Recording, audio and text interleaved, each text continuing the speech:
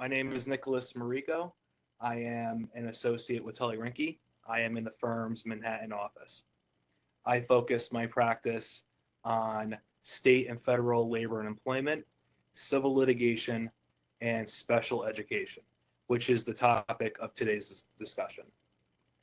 This webinar is geared towards equipping parents to know their rights guaranteed to them by federal and state law, and also to hopefully help teachers and administrators better understand the difficulties that parents face in trying to get special education services for their children. I'm joined by Michael Belsky. He is a partner here at the firm, and he has guided me and given me excellent advice for the webinar. I am controlling the PowerPoint. I'm going to move down to each PowerPoint and discuss what's on the slide. So, what are we actually discussing today? We are discussing what parents can raise in due process complaints and ways to challenge their child's IEPs. The idea is to focus on after the school has evaluated the child and the school has made a recommendation for the child. That's where we're at in the procedure. In order to cover everything, we'd be here all day. So we're just focusing on what happens after the school has evaluated your child and your child's school has made an IEP recommendation, and now you disagree with the recommendation. That's where we're at in this procedure. So for some helpful background information, the IDEA, which is the Individuals with Disabilities Education Act, is the federal law that created, or in my opinion, codified the federal rights that special education children have to receive an education in this country. New York state law followed soon thereafter and provided further guarantees for New York state residents for their children to receive special education. The IDEA, which is the Individuals with Disabilities Education Act, and New York state law are virtually identical. They provide the same guarantees, they have the same definitions. New York state just added an extra layer of protection for children with special needs. There are three ways that parents can hopefully resolve issues that they have with their IEP, the children's IEP that was recommended by the school district. The first is through a mediation, the second is through a state complaint, and the third is through due process complaints. We are discussing due process complaints. Mediation is a very helpful avenue. So are state complaints. State complaints can take a little bit longer to hopefully resolve the problem. And mediation, you may not get everything you want in a mediation, but I've heard a lot of success stories about mediation. We are focusing on the third one, due process complaints. What are due process complaints? In this presentation, I'm going to refer to due process complaints as DPCs or just due process complaints. A due process complaint is a formal written request submitted by either the parent or the school district to the other party, which requests an impartial hearing. So now it says to the other party. Schools, this is not really known by school administrators and teachers. Teachers, school administrators, guidance counselors, principals, they can file due process complaints on behalf of a child against the child's parent. If you're a parent and you receive a due process complaint from the school district and you disagree with that, it's recommended that you contact an attorney to help discuss your options. But school districts and teachers can file due process complaints against parents. It's rare, it's usually parents against school districts, but school districts most certainly have the right to do so. It occurs when either the parent or the school district denies the child a free, appropriate public education. The IDEA and New York state law state that each child with special needs is entitled to receive a free, appropriate public education. That's the legal standard, free, appropriate public education. If a school district denies your child a free, appropriate public education, you can file a due process complaint. It's the standard that you are alleging is violated by the school district. Again, it can be submitted by either the parent or the school district, and it can also be filed by the child's legal guardian. Legal guardian. So if I refer to parent, guardians have the same rights as parents. There is also some very specific state law that states that other family members of the child can file a due process complaint, but they have to have taken a parental role in the child's life. It's a little difficult to prove that, especially if the school district is huffing and puffing that you don't have the right to file it. But just know parents and guardians unequivocally, without question, have the right to file a due process complaint. It is ultimately about a disagreement that between the parent and the school about what is appropriate for the child. Appropriate. Remember, the standard is free, appropriate public education. The free part is usually dealt with pretty easily. It's the appropriate. That's the standard that we're arguing here. And there are thousands of cases in just New York alone about what appropriate actually means.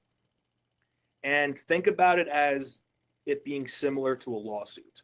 You're not suing the school district in state Supreme Court or federal Supreme Court, that you can certainly do that after. But at this stage, you're filing what's a complaint that starts a formal process.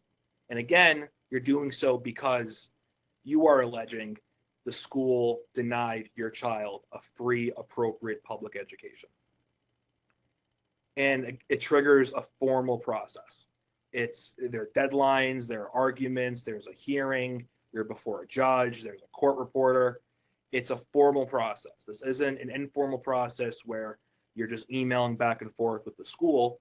It's a formal process. And that could be harmful or beneficial. Maybe sometimes parents don't want to go through the whole formal process. They just kind of want to resolve it on the side. Maybe mediation can be a good resolution to that. But it's good because it puts deadlines on the school district. The school district has to meet certain deadlines, and usually sometimes they meet it, sometimes they don't. And your case eventually leads to an impartial hearing. Impartial hearing. Some school districts call it a due process hearing. The law calls it an impartial hearing. It's decided by an impartial hearing officer. So the impartial hearing is your trial.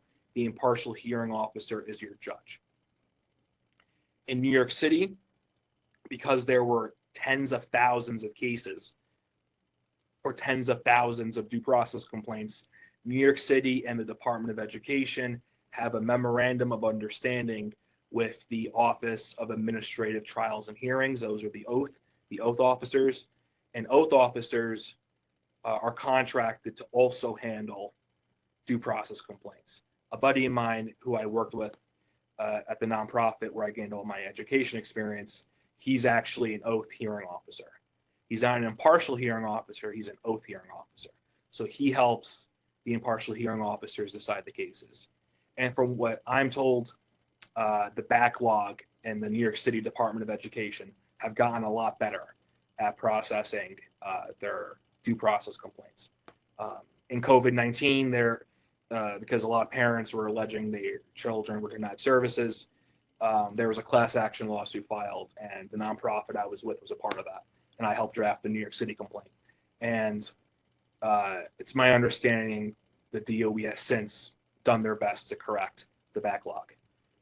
And yeah, so the last point on this slide is that if you're a parent and you're filing a due process complaint, it must go to two places. It must go to the New York State Education Department Office of Special Education. If you Google it, the address pops up. It's the same address. It has to go to the New York State Education Department Office of Special Education. Say that 5 times fast. It also must go to your child's Board of Education. In the New York City, for the DOE, and then in the city, it's the same office for everyone. However, New York State's large, and each school district has their own specific address that receives the due process complaints.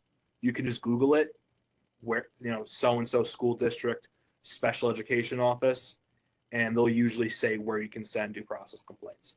If Google isn't helping or the school district's website isn't that clear, there's no problem with just calling and finding out, hi, I have a due process complaint. Who do I send it to? But remember, it must go to your child's Board of Education, and it must go to the New York State Department, the New York State Education Department of Special Education. We are moving on.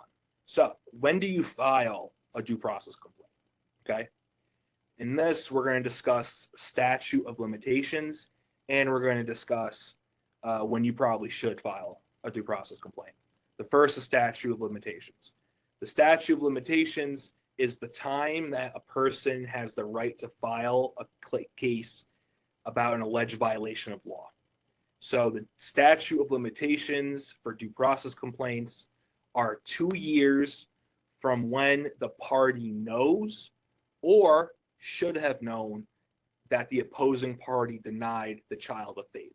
So if you're a parent, it's 2 years from the date that you knew the school district denied your child a free appropriate public education, or the date that you should have known.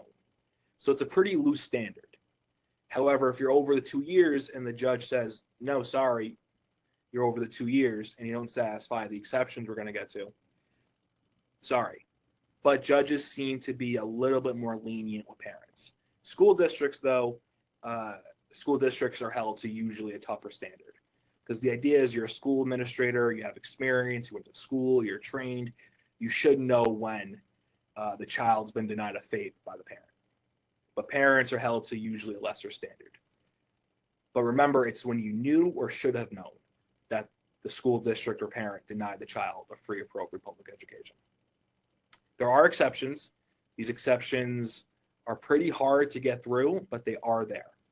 The first exception is that the parent was prevented from filing the due process complaint because the school district withheld information from the parent, or the parent was prevented from filing a due process complaint because of specific misrepresentation that the school had resolved issues forming the basis for the due process complaint. So what is the first one? Parent prevented from filing due process complaint because the school withheld information. That could be the school doesn't tell you that your child may need services. It could be that the school, your child was evaluated and the school doesn't give you the evaluation report, which they're required to do under a separate statute. It could be they're hiding information from you that if you had that information, you would have had the basis to file a due process complaint. The second one is specific misrepresentation that the school had resolved your issues forming the basis of a due process complaint. The easiest example of this is if your child receives an IEP from the school district and the school district recommends that your child receive speech language therapy 1 day per week, and you say, no, my child needs speech language therapy 3 days a week. And the school says, yeah, okay, we're going to give the child 3 days speech language therapy. And then they don't. And then they don't. That could be a specific misrepresentation.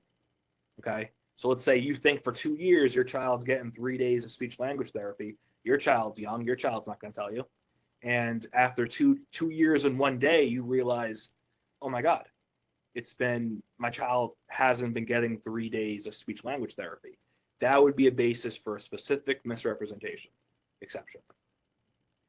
And again, it's very difficult for the school district to overcome the 2-year statute of limitations.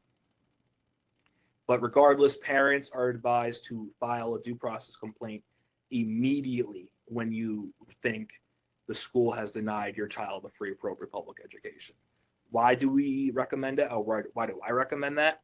Well, one, if the position is that your child needs the services, you shouldn't wait 2 years to request those services be given. So yeah, if your child needs the services and you come a year and a half later saying, hi, I want to file a due process complaint, a good question at a hearing would be, why'd you wait so long if your child needed the services? So that could be an issue for you. So If your child needs the services and the child's not getting the services, file your due process complaint right away. And again, it could be a little challenging to overcome the 2-year deadline. If it's 2 years and 1 day, you'd have to show that your case fits into one of these 2 exceptions. Now, when should you file a due process complaint? Like, what should happen before you file one? I have a whole slide about this, but to kind of give you an introduction. For example, if the school refuses to give your child an evaluation, you could file a due process complaint. If the school refuses to give your child services, you can file a due process complaint. If you disagree with the school that your child disagree with the school that the school district wants to send your child to, if your school fails to implement the IEP, or if the school straight up doesn't give your child an IEP. Those are instances where you should file a due process complaint. Moving on. Oops, I just spoiled it. So what needs to be in due process complaints? So we discussed when you should file them. Now the when, the what. What should be in due process complaints? Thankfully, there is no particular format that due process complaints need to be in. There's no format. There is information you need to put in your due process complaint, but there's no format. You can word it any way you want. You can structure it any way you want. So long as it has this information, you're good. For attorneys, if there are attorneys who are watching this, you can just put your due process complaint on your firm's letterhead. If you're a parent, you could just put your name, contact information, then right below it, your due process complaint. There are also forms that certain school districts have for due process complaints. I know New York State has one, and the city of New York also has one. But I think those complaints they're pretty strict in what you can talk about, and parents may get confused, and especially parents could think that their due process complaint has to be on that form. The answer is no. You can, as long as it's typed, I wouldn't recommend handwriting it. As long as it's typed and it has this information, you're good. So what needs to be in a due process complaint? Well, first, you got to put your child's name.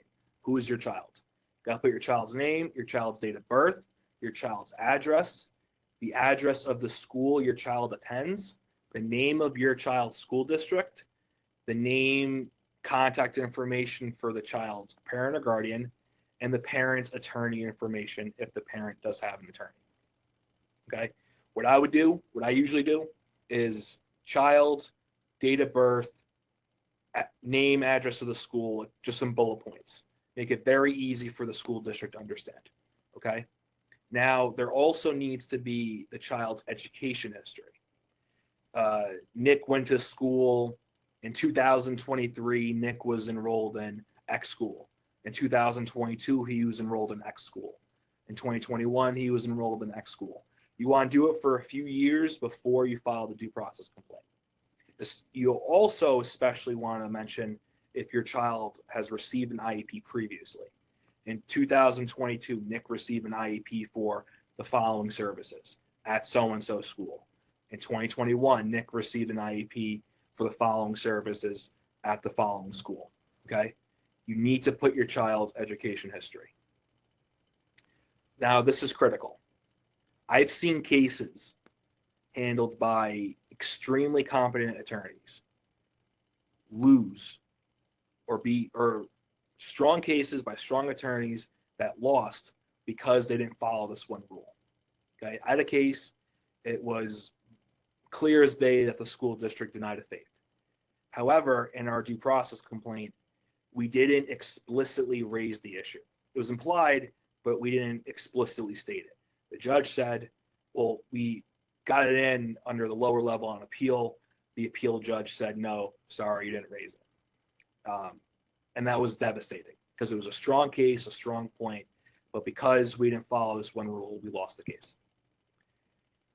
For this point is every issue that you think constitutes a denial of FAPE needs to be in your due process complaint. No ifs, ands, or buts. If you think your child was denied a FAPE, you give the reason why the child was denied a FAPE, and make sure your reason is clear.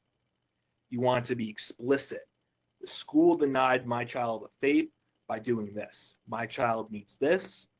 The statute requires this, and that's a denial of FAPE.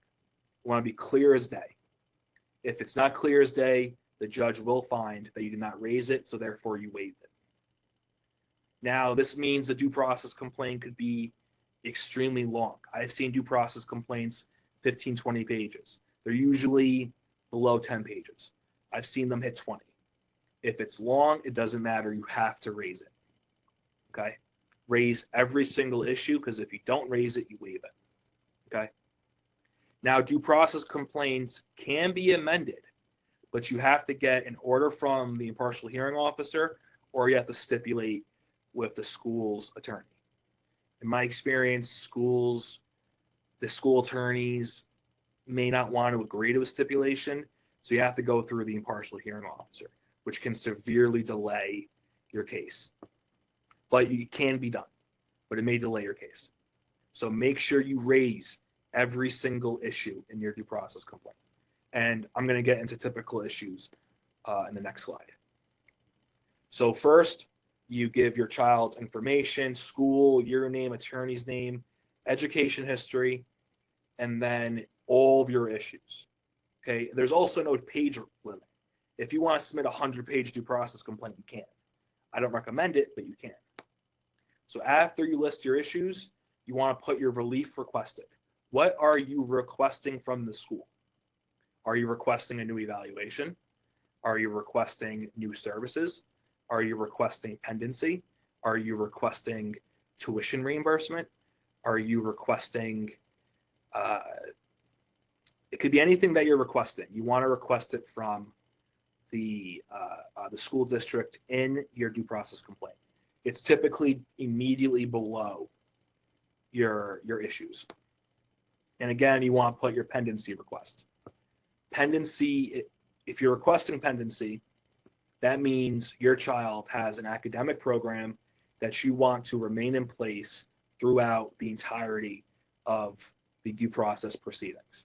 So if your child has an IEP that you like, and then the DOE or the school district tries to change the IEP, but you still like this IEP, you want to request pendency. Okay, each child's situation is different, so it's advised you do some research or you talk to an attorney to see if pendency is right for you. It usually is, but to give a blanket recommendation would be unwise. So again, you want to give the student's contact information, academic history, the issues, relief requested, pendency, and then your pendency request, then you want to sign it. And then you send it to the state education department and your child's Board of Education. Okay? Now, the issues in the due process complaint are, so even though you're raising them, if you're a parent and you're raising issues in a due process complaint, it's the burden of the school district to prove that what they recommended is a free, appropriate public education. That may be a little confusing.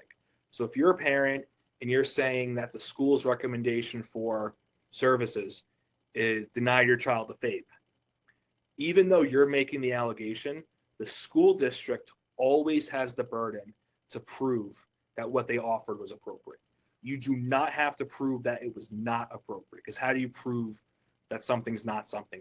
It's impossible. The school district always has the burden to prove that what they offered was appropriate, not you, if you're the parent.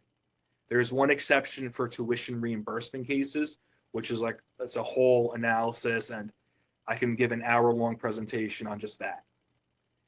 But if it's not a tuition reimbursement case and it's everything else, the school district always has the burden to prove that what they offered was appropriate, even if you're challenging that it's not appropriate. So even though you're following the due process complaint, you're effectively acting as a defense attorney. You're making sure they cannot prove something. You don't have to prove anything. They must prove that it's appropriate.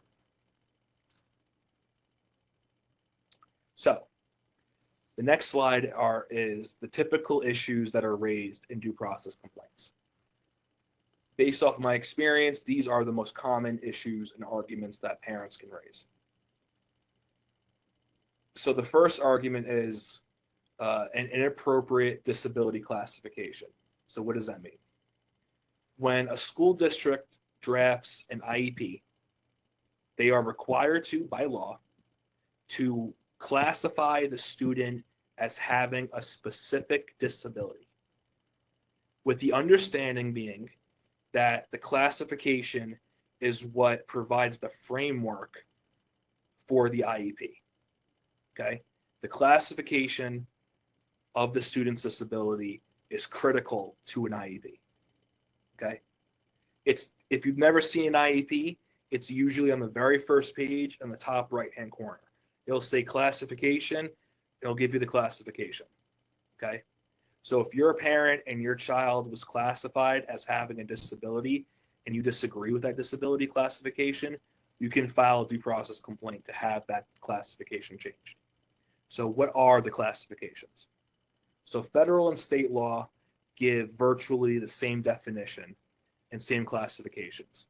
And the definitions or classifications, thankfully, are very broad and they encompass pretty much everything. Okay? For example, classifications are autism, deafness, deaf blindness, emotional disturbances, so mental health impairments, hearing impairment, learning impairment, intellectual disability, multiple disabilities, orthopedic impairments, other health impairments, speech and language impairments, traumatic brain injuries, and visual impairment, including blindness. So just to kind of illustrate how critical this is, if your child is blind and you want your child to receive services, and the school district classifies your child as being deaf, and the IEP is around or made for a deaf child, you would understand how critical this is. My child's not deaf, my child's blind. So we need to make sure that the IEP is geared towards a child who is blind, not a child who is deaf. Maybe it's a great IEP for a deaf child. It's not an appropriate IEP for your child in that scenario. So make sure you review the classification. And if you're an attorney, that should be one of the first things you look at. Is the classification correct? The next one. Can I ask you one question? Hey, Nick, can I ask you one question? Sure. Just briefly, as far as just very quickly, is how does the child get classified? Is it during the evaluation, from the evaluation? How does that child get classified before you actually go into the IEP process? It's a great question. So the classification is supposed to be judged based on the results of the evaluation. Okay? And they're not supposed to be classified before the IEP meeting. The IEP meeting where the whole team discusses the results of the evaluation and really everything else, that's what sets the grounds for the classification. So it's not supposed to be made beforehand, it's supposed to be made as a result of the IEP meeting in which the team discusses the evaluations. Does that answer your question, Mike? Yeah, and then also, if there's some issue in a parent request an evaluation of the child, can that be denied? That's a standard. That would be a basis for a due process complaint. Okay. That would be, yes. I have the evaluations. The evaluation point is later on, but I'll address the evaluations now. So if your child is visually impaired, for example, they're blind or whatever reason, and you want a visual evaluation to evaluate their ability to see, and the school district says no, that's a basis for a due process complaint. So long as you can argue that the evaluation would have been appropriate for the child.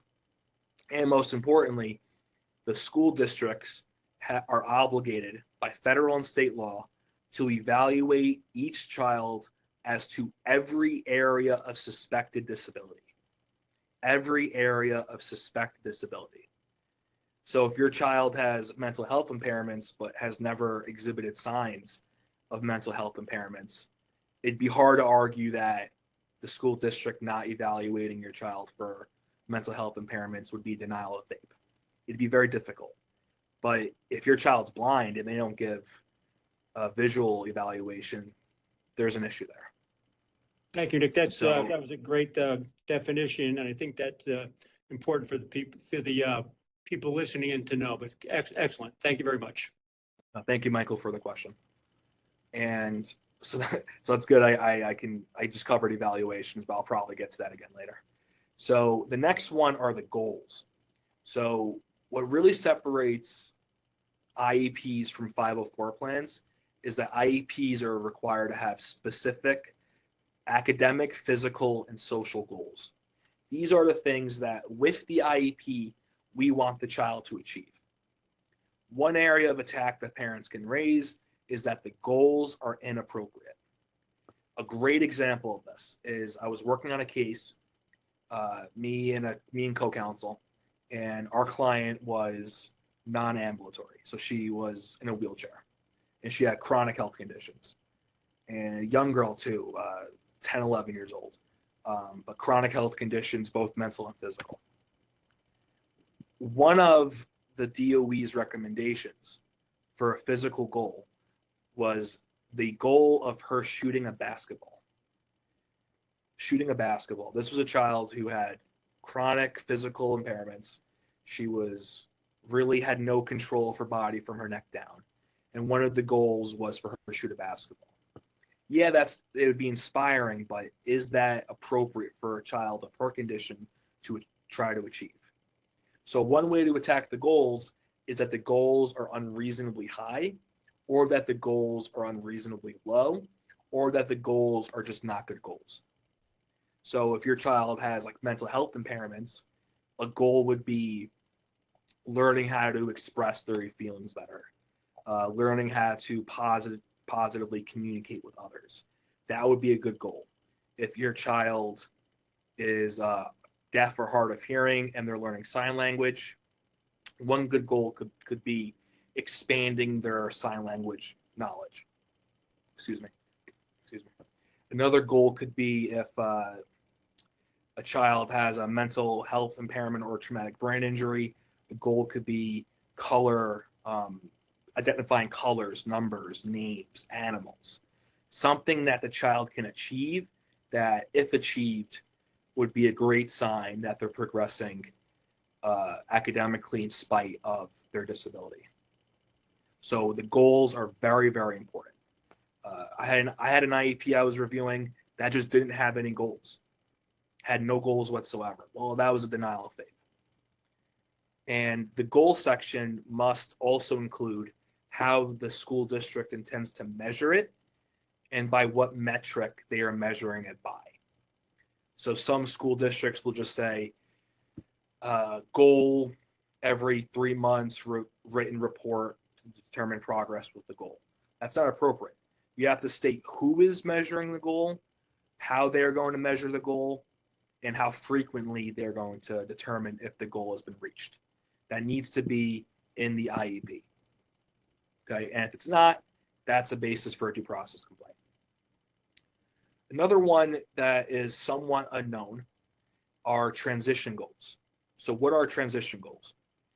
If your child is 15 years old or will reach 15 years old at the time that his or her next IEP will be drafted, the school district must recommend transition goals for your child.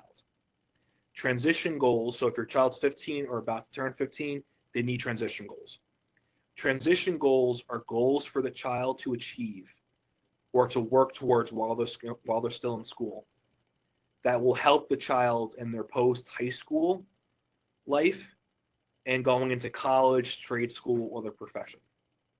So it has to be a goal that will help the child achieve at life and thrive at life after they are out of the special education system in New York. Okay? So it could be vocational training, job training, learning work-related skills. If they have a mental health impairment, learning how to cope with stress better, It's also useful for children when they enter college, because some colleges don't necessarily have a special education system. So teaching the child how to maybe learn without extended time, it could be really anything that is appropriate to train the child in for life after high school. Okay. The fourth one, and by far the most common, is inappropriate special education services. Services are what your child receives and what the school district recommends because of your child's disability. So when I was younger and I was in middle school, I had speech language therapy and I was given a laptop because my handwriting was, I was diagnosed with a handwriting disability. I received speech language therapy because of my speech impediment, and I was given a laptop because of my inability to write. Those would be services.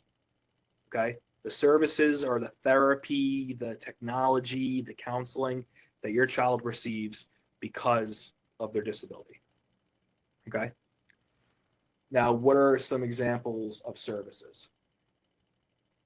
Services could be occupational therapy, so learning how to hold a pencil, physical therapy, speech language therapy, music therapy, counseling. It could really be any type of therapy. And in terms of services, it could be an assistive technology device, assistive technology training. So if they have a new technology, how in the world do you work this thing? Well, they have to give you training on it.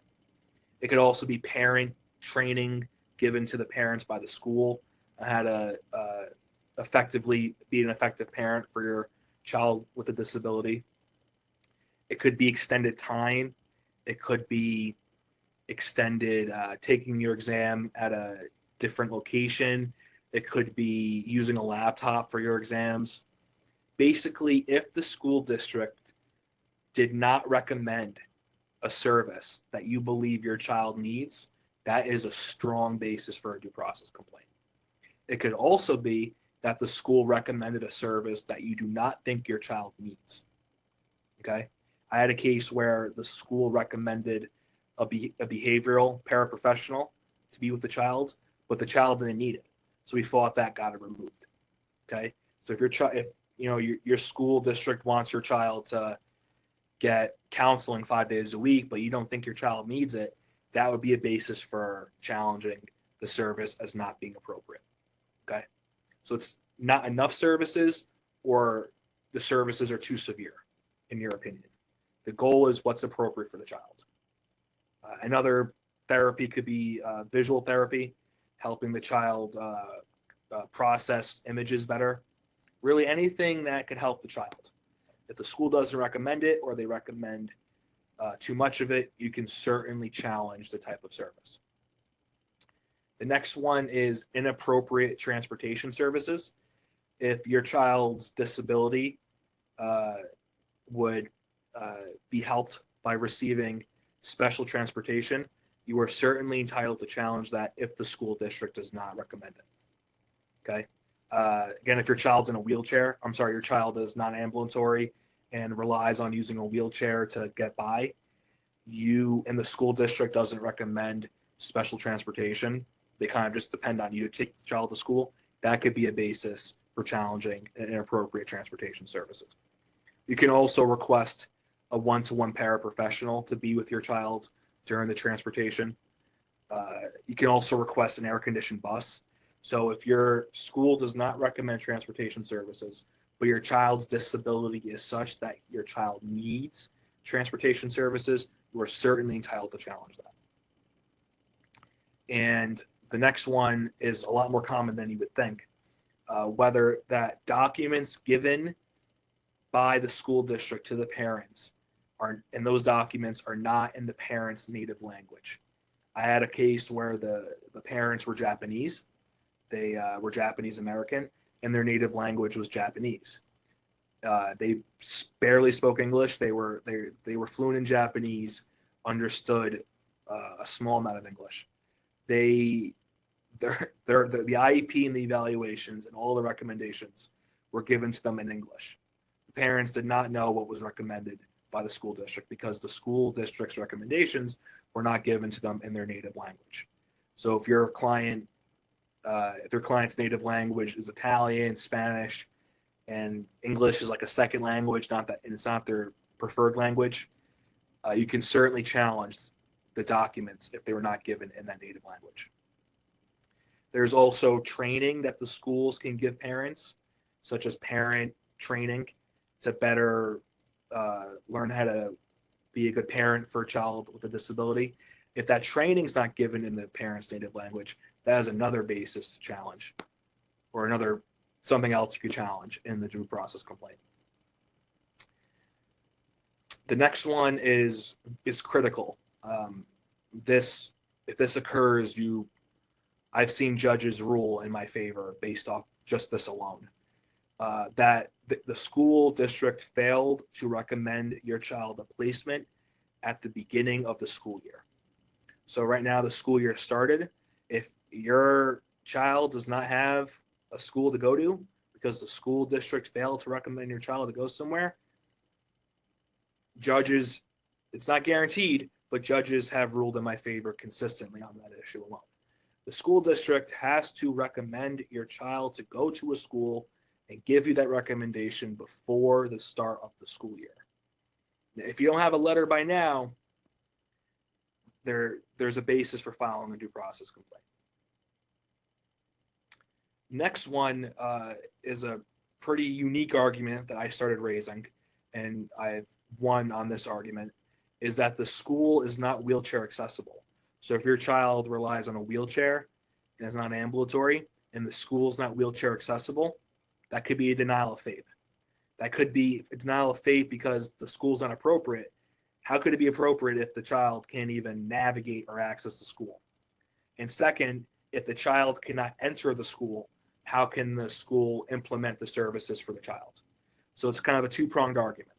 But if your child relies on a wheelchair and the school is not wheelchair accessible, a due process complaint is probably needed. Another area is the unavailability of a mandated program. So if the school district recommends for your child to receive speech language therapy 3 days a week, but the school that the DOE recommended can only offer your child speech language therapy 1 day a week, that is an unavailability of a mandated program.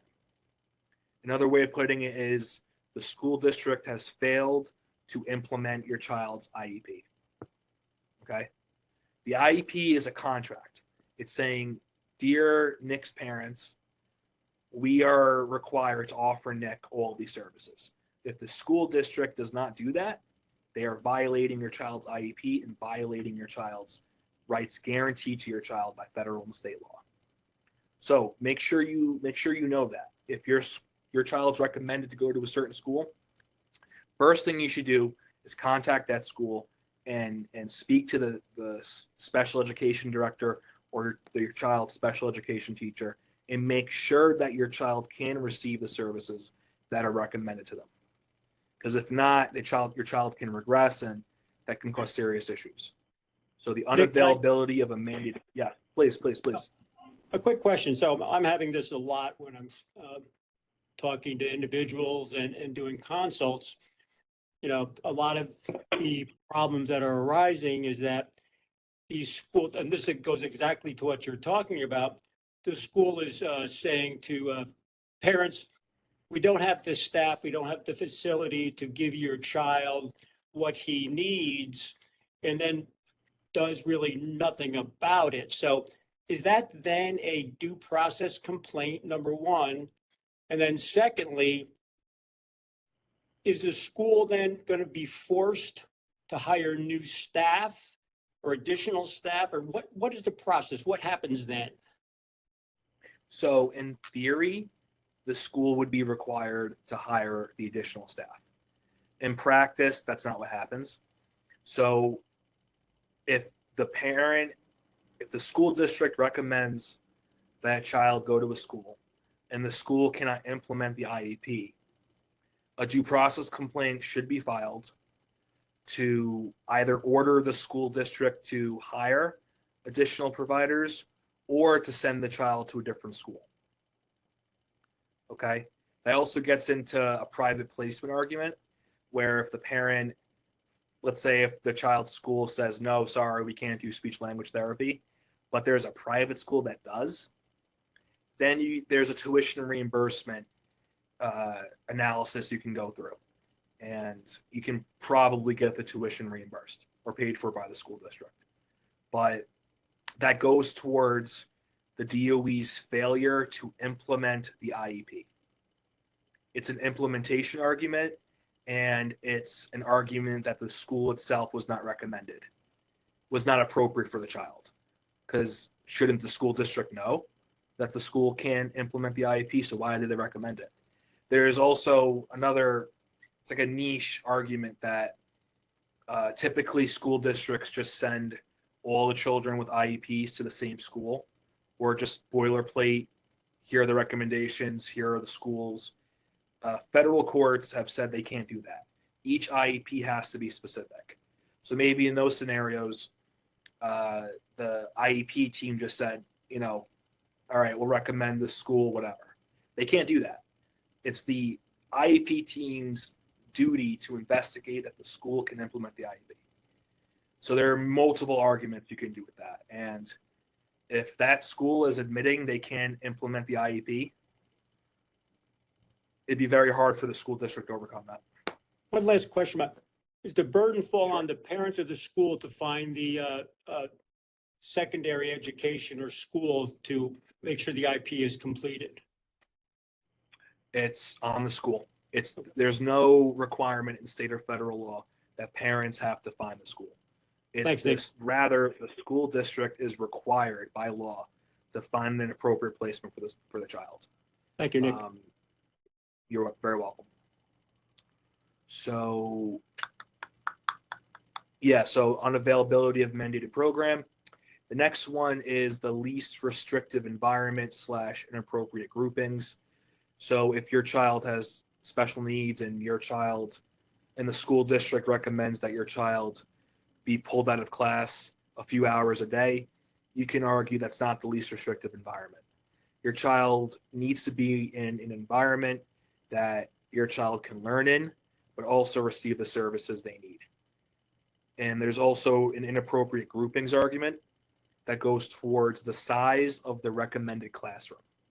So if your child is recommended to attend a 6-to-1-to-1 school, but you argue that an 8-to-1-to-1 classroom is more appropriate, that goes towards the size of the recommended classroom. Now, vice versa. If you believe your child needs a 6-to-1-to-1 and they recommend a general education classroom, that goes towards the inappropriate groupings. This is important because federal and state law require students to receive their services in a grouping with other students of a similar academic and social and physical needs. So if your child, so a typical argument I raise is if a child's recommended to go to a school, but every student in that child's classroom is either younger or older than the child, that violates the requirements. Or if your child would be the only student with that particular disability in the classroom, that would violate the groupings. Or if your child would be the only child, you want to look towards whether your child will be single, the only person of a specific trait in the grouping. If that's the case, it violates this principle. I've had arguments raised and judges agreed with where I would question the school psychologist or special education teacher and ask them the makeup of their classroom. And upon sworn testimony, it shows that none of the students in the classroom are similar to my client's child. And that raised issues with the judge. In 12, and this kind of goes towards Michael's question earlier about the inappropriate evaluations. If you request that your child receive a behavioral evaluation or auditory evaluation, and the school district says no, that would be an issue here. or if they evaluate your child in areas of disability that are not suspected, that could be an issue. So if your child has no history of visual impairments, but they're giving your child a visual evaluation, that could be an issue. It could also be an issue if your child received an evaluation without your consent. Now, the law requires consent from one of the child's parents, not both. But if neither you nor your spouse have given consent for your child to be evaluated, and the school district evaluates them anyway, that's a serious issue. So really anything you can go towards the evaluations you want to attack. And that's usually very convincing to judges. So this sort of concludes this area of the presentation. Now, this does not include everything you can raise in the due process complaint, but these 12 are the most common areas I've seen. Basically, if the school does something or does not do something, and you think it's not appropriate or it would be appropriate if they did something, you want to raise it in your due process complaint. And make sure you raise everything you have an issue with, because if not, it's deemed waived. Next one is what occurs after the due process complaint's filed. This is at the last slide, I believe. So after the due process complaint's filed, remember you have to send it to your child's Board of Education and the State Department, the State Education Department's office. It has to be sent to both offices. The school district is required by law to meet with the parents within 15 days of the due process complaint being filed. Within 15 days. And the parents in the school district have 30 days to resolve the issue. Okay? Now, if the issue is not resolved in 30 days, then the case just proceeds. But this 15-day meeting and the 30-day resolution period is very important for parents to be involved in. If the parent is not involved in the resolution period or does not attend this 15-day meeting, that is a strike against the parent in the eyes of the impartial hearing officers. So let's say if you file your due process complaint, you have the meeting, you don't work it out, the case proceeds. What happens? The first thing that happens is usually in your email or by letter, you're given your first court date, sort of. And most of the appearances are done through phone. So you'll be given a number and a time to call in. It'll be you and your attorney, or just you, the school's attorney, and the impartial hearing officer. The first thing that happens is a pre-hearing conference. Usually that's where you sort of give a brief rundown as to what's happening to the IHO, the impartial hearing officer. The impartial hearing officer will then set dates for the hearings. If you're requesting pendency, you want to request a pendency hearing at your pre-hearing conference. Judge, I'm requesting pendency. Can we have a hearing? Okay. Now, school districts can stipulate dependency. I've seen it happen a few times, but you want to request a pendency hearing if you can get the stipulation from the DOE or from the school district. So you have your pre-hearing conference, you request pendency, you then have a pendency hearing. What's a pendency hearing? A pendency hearing is you, the school district's attorney, and the judge on a phone call, and you give an oral argument as to why your child's placement constitutes pendency. The school district's going to say, no, what are you talking about? What's pendency? I've never heard about that. And then the judge will make a ruling. Most judges want a sort of written argument after the oral argument. They'll typically say, all right, within a week, everyone give me written arguments. You can email them to me. And then on that, you want to type up a written argument explaining why your pendency argument's correct. Okay. Pendency is a whole other beast. That could be another hour-long presentation by itself. But pendency, you want to request at the pre-hearing conference, have your pendency hearing. It's an oral argument, and then you want to give a written argument later. For attorneys, it's helpful if you have affidavits from the parent explaining, like just maybe a written out signed affidavit If you have an affidavit from a school teacher, that's also helpful. And then after the pendency hearing, the impartial hearing officer is supposed to, it typically doesn't happen, but they're supposed to issue a decision on pendency, whether your child gets pendency or not. Then at some point thereafter, you're given your actual impartial hearing.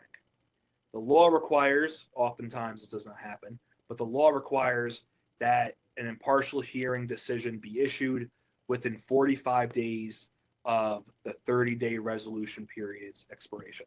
So you file your due process complaint, you wait 30 days, 45 days thereafter, you're supposed to have a decision. So that means within 75 days, you're required to have your pendency hearing, get your pendency decision, have your impartial hearing, and get your impartial hearing decision. That's most of the time, that does not happen. I had a case that was going on for 3 years without an impartial hearing decision. Okay, so just be patient, but the law says all this has to be done within 75 days. So what's an impartial hearing? An impartial hearing is you with your attorney, or just you, the school district's attorney, the judge. You're giving oral arguments and you're presenting witnesses. You're also submitting exhibits. Exhibit A, B, C, D, and E. You want to submit documents that you believe support your case. Okay, the school district's going to submit exhibits that support their case. The DOE, the school district, is going to submit their own witnesses. You're going to submit your own witnesses, and everyone's going to have their own opportunity to cross-examine the witnesses. Typically, the hearings could be a few hours long at a time, depending on how many witnesses we're talking about. But at most, it shouldn't be longer than maybe the most I saw was maybe 4 days of testimony. But the school district provides their witnesses, you cross-examine them, you put your witnesses, they cross-examine them. Okay? Then after that, so let's say the judge gives a decision, you disagree with the decision, you can file an appeal to the state review office. That's the appellate court in New York for due process complaints. You have 25 days from the issuance of the decision to file your intent to file the appeal. You then have 45 days after the decision to perfect your appeal. And then you can, if it goes to the SRO, the state review office, you disagree with their decision or they rule against you, you then have 4 months to file an appeal to federal court. Now, state court, you can also appeal to state court, but state court usually takes longer than federal court. So it's recommended that federal court is usually the way to go. So IHO decision, SRO, federal or state court. And that's it. I said a lot within the last hour. I will now take any questions anyone has. I guess while we're waiting, I did see a pretty good question before. It was a question regarding there were parents who were the parents of a child with Down syndrome, and the parents seemed to disagree as to whether the child should receive in-person schooling or homeschooling. That's a great question. The state and federal law state that only one parent has to consent to the services. So if you're the parent, you want your child to receive in-person schooling, you may have issues in family court, but for special education purposes, only one parent is required to request an evaluation and give their consent for evaluation and agree to the services. So I want to thank everyone for joining the webinar. Feel free to contact me if you have any questions whatsoever. I'm more than happy to answer them.